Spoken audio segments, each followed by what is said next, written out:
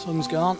That's another thing with painting like this, you're having to whip the colours in when you can quickly because the light changes. Right, the grass behind is a fairly warm green, so I'm going to go for a yellow ochre and mix a little bit of cerulean with that, a little bit of white. White is a body colour, so it's a good colour to cover a board like this because it's opaque.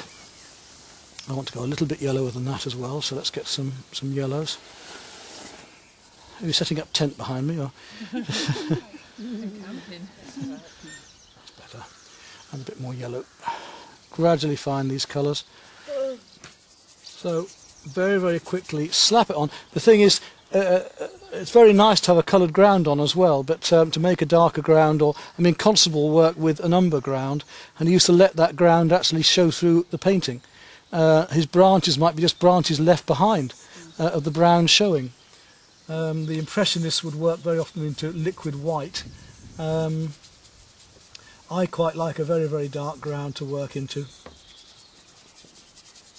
But white canvases are a pain in the because they get in the way. I like to be able to get rid of my white as soon as possible.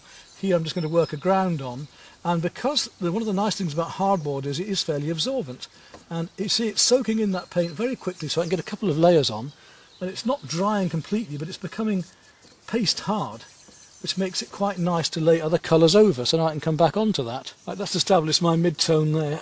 We can start to work in these various greens. I'm leaving this to poppy areas, and I know where that blue's coming. It's about there, and I know I'm going to work over there in a moment, so I can afford to leave odd little bits, but I'm going to work in between on the rest. So a much warmer green. Come back to that one I made earlier on with the... and start to make these comparative greens. And remember how many blues there are amongst greens. The light's reflecting off these shiny leaves, and the sky is reflecting in quite a lot of these. So we get a lot of turquoises amongst these warm and cool. Just an illusion of it, and it's fairly cool back there. Even though you've got to compare one thing to another, I have to compare that to here, because if I look just at that I might think the colours are the same as here. But I know logically they have to be cooler back there. So logically I have to go back into here making cooler greens. I don't want to make it too dark back there because I've got a lot of darks going on in the foreground here, but I'm going to go a little bit darker yet.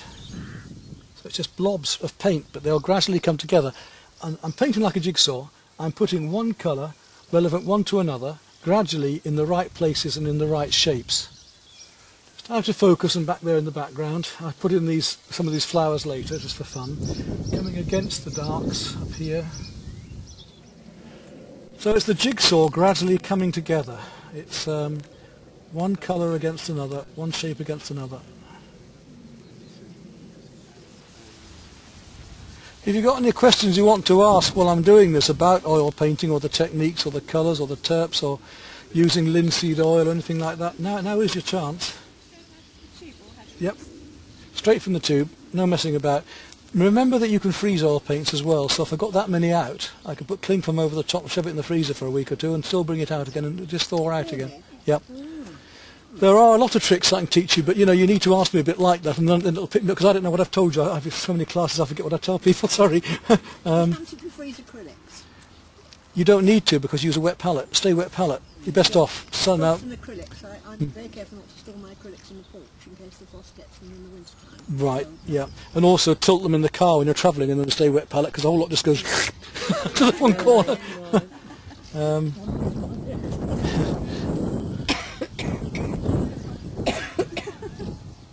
You're not bothered about the stalks? I haven't got there yet. We have all sorts. We have blackbirds, and we have, yeah, well, I'll be doing. I'm tightening up to details at the end. You see, that's why I've actually picked up that brush. I've got to. Oh damn! I've actually got to come in with and start doing more detail as I'm going on. I'm not going to hold you up much longer, but I just want to give you an idea of just what can be done working loosely like this. So now I'm coming down to my smaller brush, yes, and I can just start to paint people with blue jeans in behind. So you say they're straight from tubes. Why do you, or when would you use terps or linseed? Cleaning my brush. Most of these, or getting the right consistency. when I've run out of turps before now up in Scotland, luckily I had a petrol car. I've even taken petrol out of the car. You know, but diesel doesn't work as well. I don't think it'd be a bit slimy. If you wanted to have a much richer effect on here, then you could add some linseed oil to this while you're painting, actually in your turps, because all it is really is the pigment with linseed oil and an additive to make them dry a bit quicker, depending on the make of the paint. So the more linseed oil you put in, the more gloss it's going to have already. But it tends to get very gungy, and this lot in here ends up like a sort of mucky syrup after a while, so I don't bother much. I do mine varnished at the end, and always use a retouching varnish. Why? I'm going to spray retouching or retouching because retouching varnish is one of the best varnishes you can get. You can paint over retouching varnish. I could varnish this and then put more oils over the top. And if in the future, when you're actually famous, of course, then you will find that the retouching varnish can be lifted more easily just with turps. So, you know, if you've got a mistake, you can lift it yourself, or you can start to find these poppy heads now. Now, talking about artistic license in the background there, oh yes, always the ones in the back you notice are the ones the ones at the front are the quietest and paying attention. The ones at the back are the ones that be wittering. Daisies. Daisies. You know, we can't be selling a painting like this. This is a little pot boiler, this one. So we can't be selling a painting like this without some daisies. So those ones on the left, I've got one coming in here. And remember with your daisies that you've got the cool petals as well as the warm ones. So we've got the light blue and slightly mauve ones. But you were talking about getting the right consistency in paint. I'm now mixing, especially for a fine line, a cream. If I wanted to slap it on like that, then I'm going to take it straight from the palette. If I want to get a finer line, then I've got to mix enough turps to get a cream to paint a finer line. So you put your brush in there to get it... So I use a little bit of turps and then mix either on the palette. You see all of these have got turps in them, and they can be thinner. You can almost glaze like watercolour, or you can make them thicker and just lay them over the top. Now I've got a medium consistency here, which again wants to be used before the turps dries out too much. And I want to start getting in some daisies down here. So I'm just going to flick those in with the brush. And the newer the brush is the better, because you get a nice point. These moth-eaten old things are mine. I've had a lot of use. So I just want a few daisies coming in the background just for fun, just to lighten things up a bit. So I'm putting them in where I feel intuitively. It's a cardboard. Nope. Guess. Perspex. Yeah, it's light. That's if you just want to pass those around people to see. These are the colours that I'm using here. All I use is an old wooden suitcase, 2 pieces of Perspex, which will take paint strippers, so I can strip those off whenever I want, or use a palette knife. I haven't got them with me here, but there's a difference between, I'll show you later, a palette knife and a painting knife. A palette knife has a straight blade, don't bother buying one. And a painting knife has a blade that comes down and along. Get those, because when you try and paint with a palette knife, your fingers are against the board. And a painting knife has an angle so that it comes in and out like a trowel, and you get those in all various shapes and sizes. Again, I can show you some later, and they'll do everything. So palette knife, waste of time. You know, I'm almost going to leave it there because I want to keep it loose and fresh. But I could carry on as long as I want, couldn't I? Until it's absolutely photographic if I wanted, changing these colours, working up those details on the petals. It's lovely as it is. That's it, you know, one doesn't need to do too much.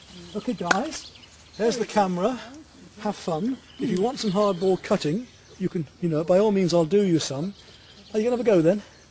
I'll cut you some board and you just sit there and do the same thing.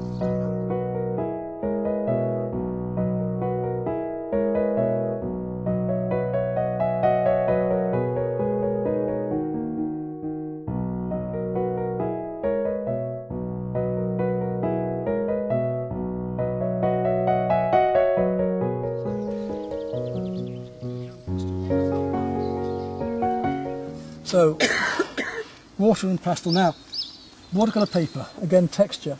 I'd normally use £140 hot press smooth, something like this. I'm using £140 knot. If I wanted to do a snow scene, then rough or knot's going to be great, isn't it, for the texture? But it's not going to be so good for this, because it's going to give you a texture that I don't need. But this is just to do a demo. Now you can put the pastel on first and wet it, or you can put the water on first and wet it. It doesn't really matter, but you know, it depends what you've really got sinking into here. I'm just going to do a wet into wet. And again, look how this pastel goes into it just so beautifully. Again, I'm going to use the same colours as here, and you can paint with it beautifully. Crikey. If you, I should have put the word around in case somebody else wanted to watch this really, because it's something you don't often see being done. But now this means that if I have a big chunky pastel and I want to paint something fine, I can do that with a brush.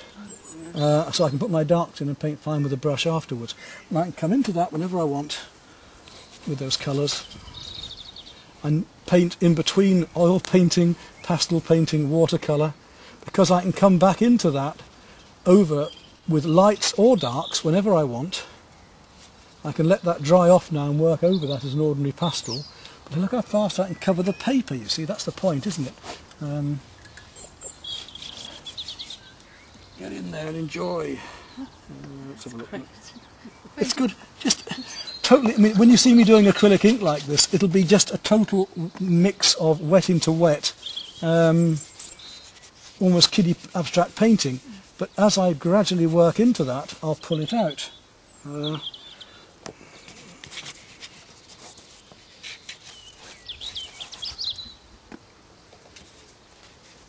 But then I really do work loosely. You can work tighter if you want, but you don't want to be worrying about a painting like that. You don't want to be having to worry. You want to be getting in there and just enjoying.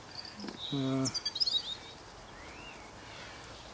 because actually the paper's given me quite a nice granulated effect, isn't it? Which is quite fun actually. Just approximating at first. Get these colours on and get the white paper covered.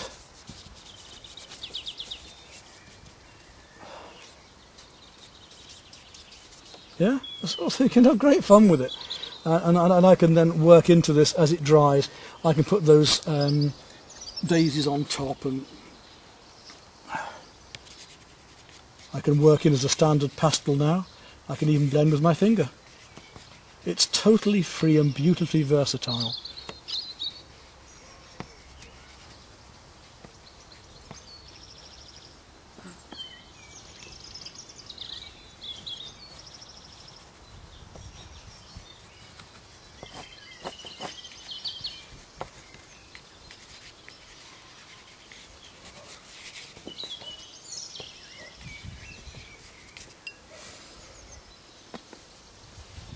And I might go away now and let it drop a bit. Yeah, really go for it and just enjoy. But you can see the versatility of using the two ways. There's nothing to say that I can't use water into here if I want to. And I can even take and paint with that. So that's what you're here for. And these are things that I've had to develop as an artist because I've wanted certain effects. So the acrylic inks and pastel I developed because I wanted really strong, bright, vibrant colours with wet into wet that I couldn't get with the oils. And you can put acrylic inks onto canvases as well and let them all blend out brightly and then paint your acrylics or your oils over that. So all of these things can interact. In the same way as I could use gold leafing into that and use China Graph pencil into it and even put acrylics over, you know, don't be afraid to mix media and just enjoy yourselves. Now it's starting to dry, so I'm getting standard pastel techniques now.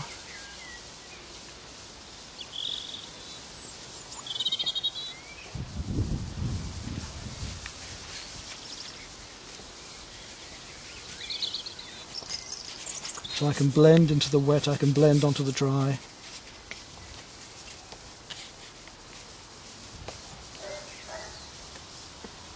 Back to my blue again. And as it gets drier, so I can put purer colour over the top to get these reflections of the lights.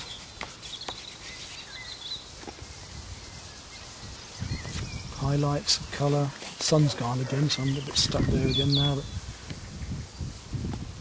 I can come back with the orange. I can go stronger. You can cut in. The pastels, when they are wet, obviously are darker and they will dry lighter. So you've got to bear that in mind. It's like watercolour, whereas watercolour goes about a shade paler. So don't panic when you see it so dark. What can I do with that? You can work into this later, lighter. I can either blend that or I can come in as ordinary pastel now using the textures.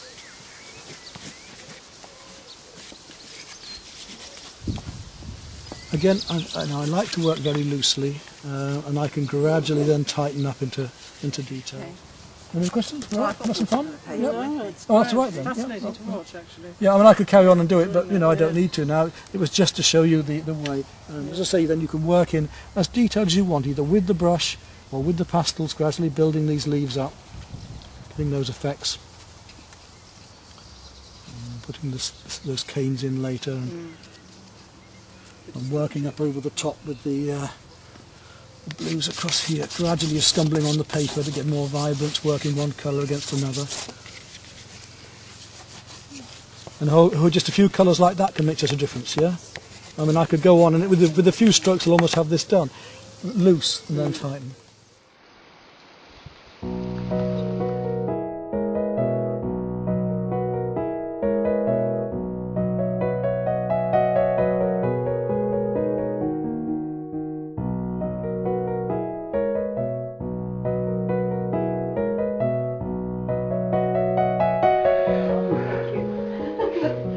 It is a fisherman's, yeah. It is mine, pottery.